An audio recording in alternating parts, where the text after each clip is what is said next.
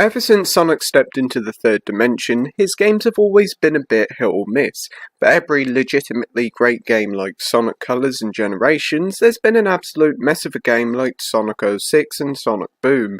So with Sonic's latest game, I went into it with some skepticism, as even though the trailers look great, the reviews have been quite scathing. But you know what? The game isn't all that bad at all. So here's my review of Sonic Forces. First up, we'll start with the game's story, an aspect Sega's been trying to advertise quite hard.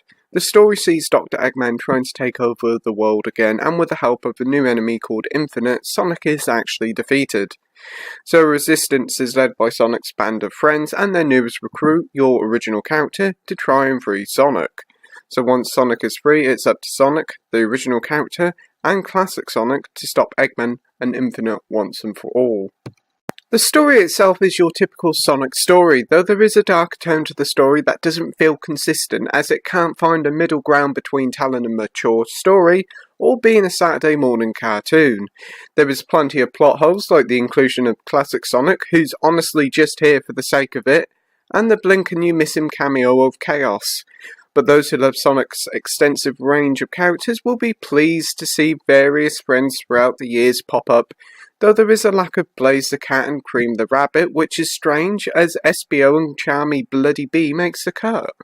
But the plot in Sonic games have never been that strong, so let's move on to the all-important gameplay, and the game is split into 3 different gameplay types. First up is Modern Sonic, and if you play Generations or Colors, then you'll have a good idea on how the levels play out. The levels regularly switch from 2D to 3D, and see Sonic boosting through the levels and doing homing attacks on enemies. The levels are fast thanks to the Wisps, which grant Sonic the ability to boost, though I would say these levels are a little bit on the short side as they only last a couple of minutes. Next up is Classic Sonic, and honestly he feels rather slow and I found it hard to gain momentum with him. His levels are an entirely 2D affair, and they do try and capture the original games, but unfortunately his jumping does feel a little bit off, and all of his levels do feel like the weakest part of the game, which is a shame, but after the glorious Sonic Mania, it isn't a surprise. And last is the heavily promoted original character, which allows you to create your own furry character to join Sonic and his friends. And surprisingly, the customization for this character is really rather deep. You choose from your species, gender, and features of your character to the many different pieces of items you can wear. Seriously, there's literally hundreds of unlockable bits and pieces for your character, and thankfully, you're always unlocking them frequently, so you can always keep changing what your character looks like. It's really good, they've done a really good job with it. Anyway, onto the actual original character's levels now, and again, surprisingly, the levels feel really good. The original character does play rather similar to Modern Sonic, but without the boost, you use a Wisp as a weapon, and it's a really nice touch. The Wisp's attack doesn't really slow down momentum, and there's plenty of them to unlock, also adding the ability to use Wisp powers like the drill and the cube, and there's plenty of different ways to tackle a level and find different secret areas. There's also a couple of instances where Sonic and the original character teams up to tackle a level, and it's a nice little take on the Sonic Heroes formula, as you swap between the 2 characters seamlessly. It does really nice, and I wouldn't mind something similar to this in a future Sonic game.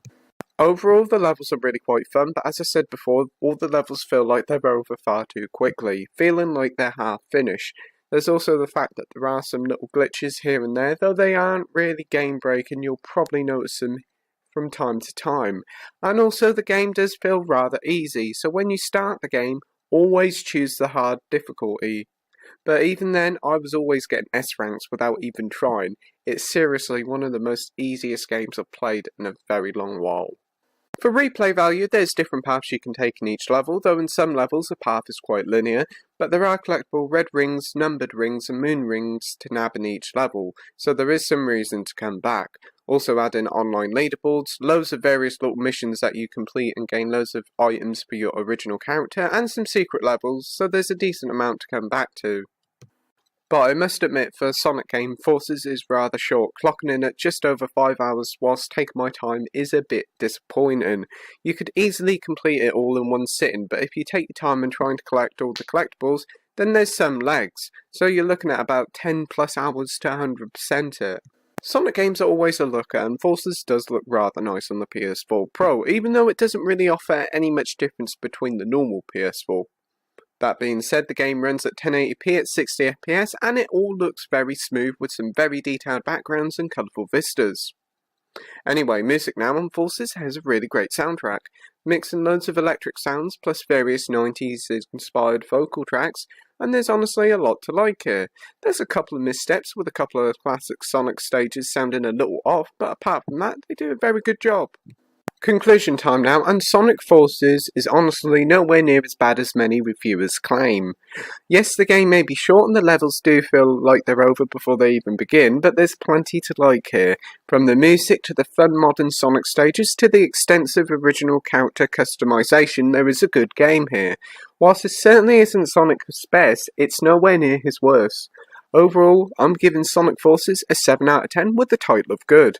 Thank you for watching my review, like, rate and subscribe, and until next time, happy gaming. Bye!